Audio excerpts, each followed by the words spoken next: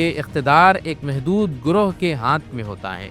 اگر ان کو اسلحہ و ہتھیار کے فروغ سے روک دیا جائے گا تو اس کا راست اثر امریکی معیشت پر پڑے گا۔ اگر جنگیں نہیں ہوں گی تو یہ کیسے جی پائیں گے؟ یہی وجہ ہے کہ امریکی صدر نے گرین لینڈ کو لینے کی بات کہی ہے۔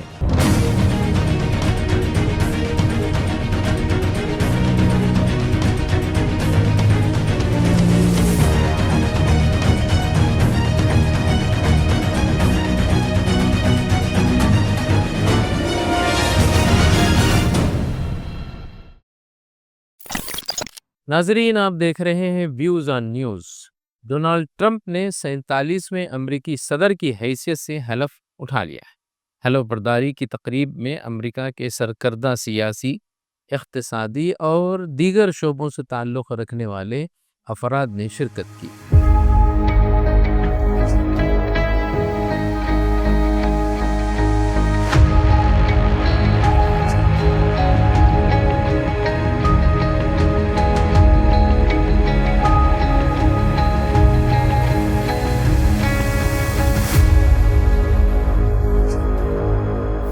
ٹرمپ نے اپنی افتتاحی تقریب میں خوب سارے وعدے کیے ہیں۔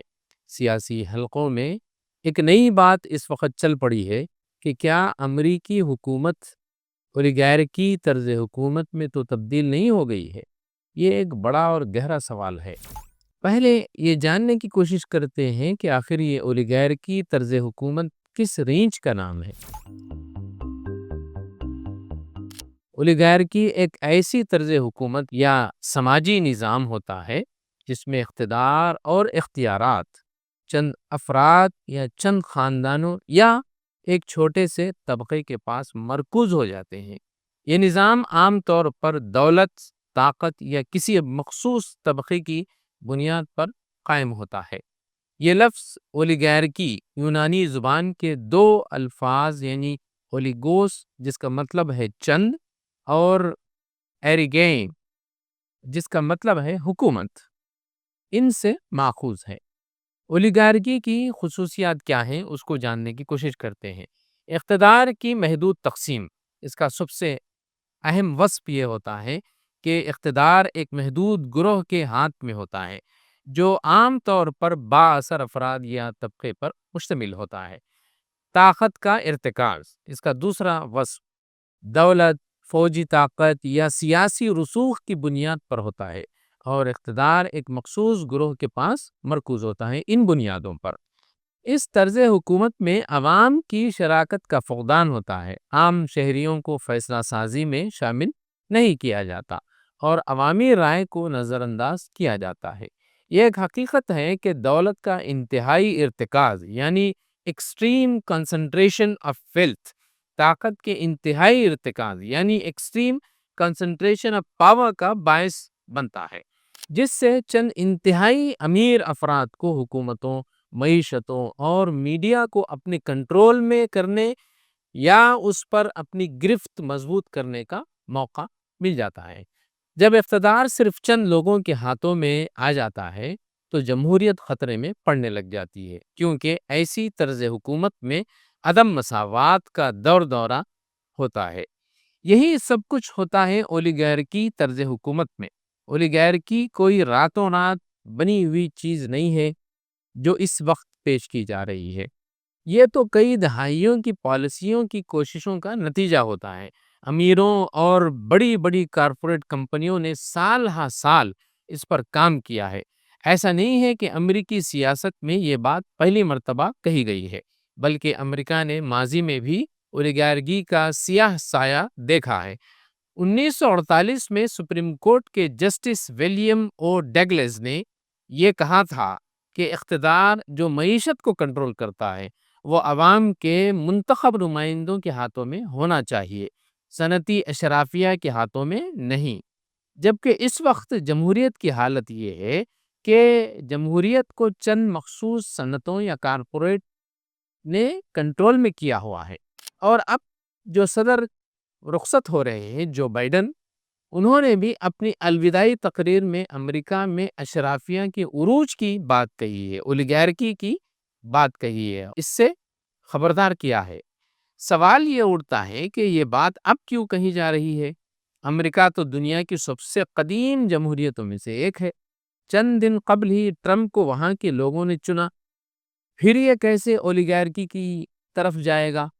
دونوں ایوانوں میں ریپبلکنز کو اکثریت حاصل ہوئی ہے، الیکٹورل کالج میں بھی، اور پھر راست عوامی ووٹوں کے ذریعے سے بھی ان کو سب سے زیادہ ووٹ ملے ہیں۔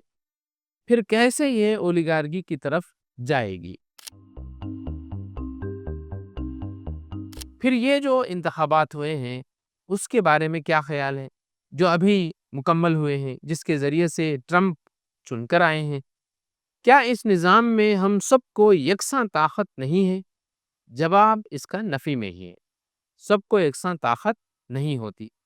ہم نے انتخابات میں دیکھا ہے کہ ایک 50 ارب پتی خاندان صدارتی اور کانگریس امیدواروں کی حمایت میں مجموعی طور پر 1.9 بلین ڈالرز خرچ کیے ہیں۔ یہ بڑی حیرت کی بات ہے۔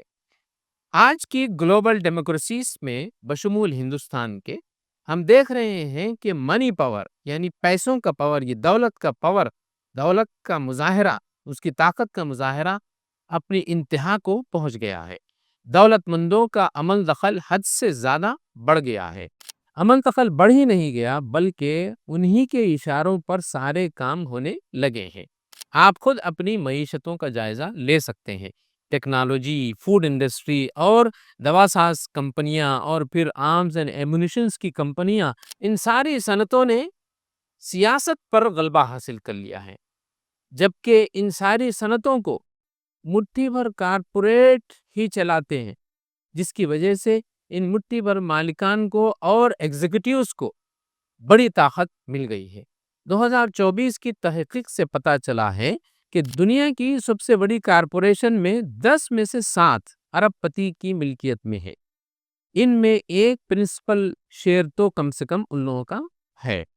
اس زاویے سے امریکی حکومت کو دیکھیے کہ کس طرح انتہائی امیر حضرات نے وائٹ ہاؤس میں جگہ بنائی ہے، جگہ خرید لی ہے۔ ایلون مسک ہوئے، مارک زکربرگ اور جیف بیزوس، یہ سارے وہ امیر اشرافیاں ہیں جنہوں نے نہ صرف ٹرمپ کی پالیسیوں پر اثر ڈالا ہے بلکہ انہوں نے بڑے پیمانے پر ان کا تعاون بھی کیا ہے، بلکہ سابقہ انتظامیہ میں خوب فائدے بھی اٹھائے ہیں ان ساروں نے۔ تاحال ٹرمپ کی مجوزہ انتظامیہ میں 13 ارب پتی تقرر ہوئے ہیں۔ آگے اور کتنے ہوں گے یہ خدا ہی جانتا ہے۔ ان 13 ارب پتیوں کی کل دولت 450 بلین ڈالر سے زیادہ ہے۔ یہ دولت اتنی ہے کہ اس میں کئی ممالک کی جی ڈی پی سما جائے گی۔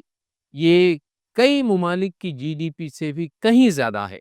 ان ارب پتیوں میں ایلون مسک قابل ذکر ہیں۔ انہوں نے انتخابات میں تقریباً 260 ملین ڈالرز خرچ کیے ہیں، صدارتی انتخابات میں۔ تبھی تو وہ برٹن کے سیاسی معاملات میں مداخلت کر رہے ہیں، جرمنی کے سیاسی حالات پر نکتہ چینی کر رہے ہیں۔ سمجھ میں نہیں آ رہا ہے کہ صدر ٹرمپ ہے یا ایلن مسک۔ یہ ہے دولت کا زور۔ پہلے حکومتوں پر بڑے کارپوریٹس دباؤ ڈال کر مفادات حاصل کرتے تھے، لیکن اب یہ ہو گیا ہے کہ کارپوریٹس حکومتوں کو بناتے ہیں اور حکومتوں میں خود ہی شامل ہو رہے ہیں۔ اسی لیے ایسے قوانین اور پالیسیز مدون ہو رہے ہیں، بنائے جا رہے ہیں جو صرف ان کے لیے منافع بخش ہوں۔ آپ اس کے مظاہر دیکھ سکتے ہیں۔ کیا وجہ ہے کہ اسلحہ و ہتھیار کی تجارت پر کوئی روک نہیں لگائی جا رہی ہے؟ کیا وجہ ہے کہ منشیات کی تجارت پر پابندی نہیں لگی جا رہی ہے؟ اس لیے کہ بگ کارپوریٹ جو اس کی تجارت کرتے ہیں وہ خود حکومتوں کا حصہ ہیں۔ گن کارٹیل، جسے امریکہ رائفل ایسوسی ایشن بھی کہا جاتا ہے، ملٹری انڈسٹریل کمپلیکس، یہ امریکی پالیسیوں کو طے کرتے ہیں، امریکی معیشت میں یہ بہت بڑا رول ادا کرتے ہیں۔ اگر ان کو اسلحہ و ہتھیار کے فروغ سے روک دیا جائے گا تو اس کا راست اثر امریکی معیشت پر پڑے گا۔ لاٹن مارٹن جیسے کمپنیوں کو کیسے فائدہ پہنچے گا جو امریکی معیشت پر اثر انداز ہے؟ اگر جنگیں نہیں ہوں گی تو یہ کیسے جی پائیں گے؟ آئل کارٹل امریکی معیشت پر ڈومینیٹ کرتی ہے۔ اسی لیے آپ دیکھتے ہیں کہ دنیا میں جہاں کہیں آئل کی دریافت ہوتی ہے، وہاں یہ آئل کارٹل، امریکی آئل کارٹل پہنچ جاتے ہیں۔ یہی وجہ ہے کہ امریکی صدر نے گرین لینڈ کو لینے کی بات کہی ہے۔ کیوں؟ اس لیے کہ وہاں 90 بلین بیرلز کا خام تیل موجود ہے۔ دنیا میں جتنی گیس کے ذخائر ہیں اس کا 30% اسی گرین لینڈ میں پایا جاتا ہے۔ اسی لیے ٹرمپ اس پر قبضے کی بات کر رہے ہیں۔ یہ سارا کارپوریٹس کا کھیل ہے۔ اس لیے یہ کہنا بے جا نہ ہوگا کہ امریکہ کو چلانے والے اس وقت، اس کی سیاست کو چلانے والے مٹھی بھر افراد ہی ہیں۔ اس میں شک کی کوئی گنجائش نہیں ہے۔ لہٰذا یہ بات کہنے میں کوئی مضائقہ نہیں ہے کہ امریکی طرز حکومت اس وقت اولیگارکی کی طرف جا رہی ہے۔ سامعین، فی الحال اتنا ہی، پھر ہوگی ملاقات کسی نئے موضوع کے ساتھ۔ زعیم الدین احمد کو اجازت دے، خدا حافظ۔ ہمارے اس چینل کو لائک کریں، سبسکرائب کریں اور شیئر کرنا نہ بھولیں۔